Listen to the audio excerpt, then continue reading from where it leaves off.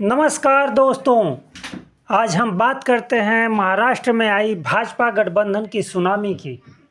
दोस्तों, महाराष्ट्र में भले ही चुनाव प्रचार के दौरान प्रधानमंत्री नरेंद्र मोदी की रैलियों में अपेक्षा अनुसार भीड़ नहीं जुट रही थी, लेकिन चुनाव परिणाम ने एक बार फिर साबित कर दिया है कि देश का सबसे लोकप्रिय नेता अभी भी मोदी ही हैं।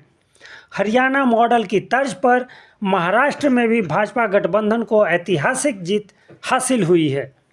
दोस्तों, देश में आर्थिक तौर पर सबसे मजबूत राज्य महाराष्ट्र में भाजपा गठबंधन अर्थात महायुति ने 80% सीटें जीतकर इतिहास रच दिया है।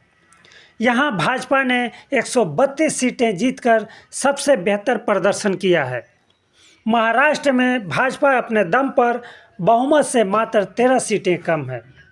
भाजपा की सहयोगी शिंदे की शिवसेना ने 57 और अजित पवार की एनसीपी ने 41 सीटें जीती हैं, जबकि कांग्रेस के नेतृत्व वाली महाविकास अघाड़ी को बड़ा झटका लगा है।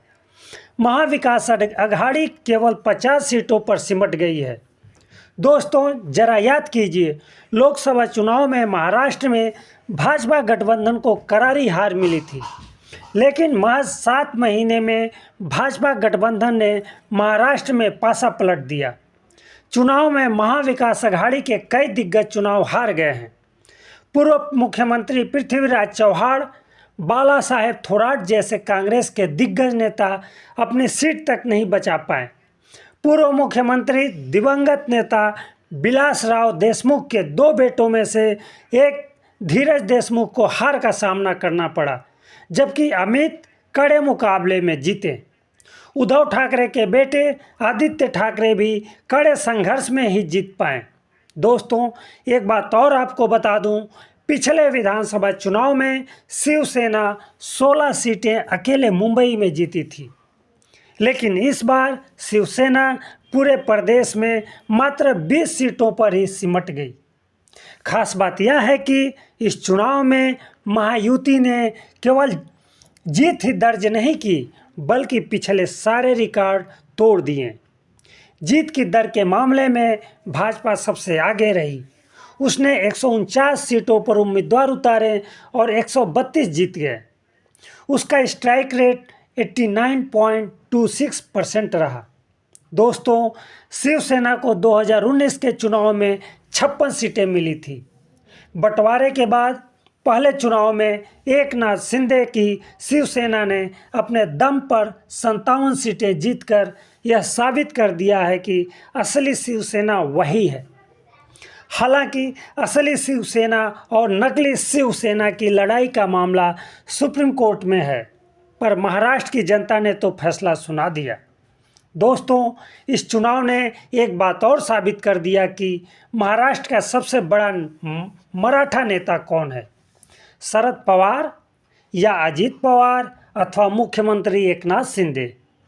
84 साल की उम्र में शरद पवार राजनीति की सबसे बड़ी शिकस्त खा गए। उन्हें अब तक असली चाणक्य के नाम से नवाजा जा रहा था, लेकिन उनकी पार्टी की हालत इतनी खराब रही कि उनकी पार्टी महज 10 सीटों पर सिमट गई। दूसरी ओर उनके भतीजे अजीत गुट की एनसीपी ने राज्य में सिर्फ 59 सीटों पर प्रत्याशी उतारे और 41 पर जीत हासिल की।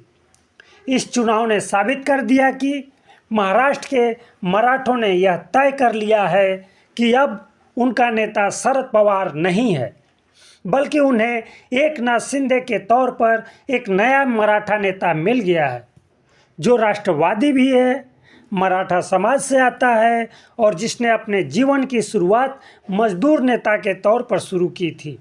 दोस्तों, दूसरी ओर महाविकास अघाड़ी की हालत इतनी पतली है कि इसके घटक दलों में से कोई भी विधानसभा में नेता प्रतिपक्ष के पद पर दावा नहीं कर सकता। नेता प्रतिपक्ष के पद के लिए विपक्ष की सबसे बड़ी पार्टी के पास कम से कम 29 विधायक होना चाहिए। इस बार विपक्ष में सबसे बड़ी पार्टी शिवसेना उद्धव गुट के पास मात्र 20 विधायक हैं।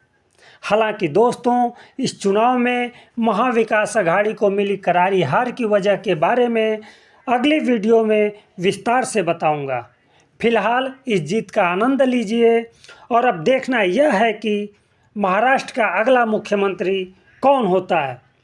भाजपा के देवेंद्र फडणवीस अथवा एकनाथ शिंदे फिर से मुख्यमंत्री की शपथ ग्रहण लेते हैं। आज बस इतना ही। आप देखते रहिए UP80। धन्यवाद।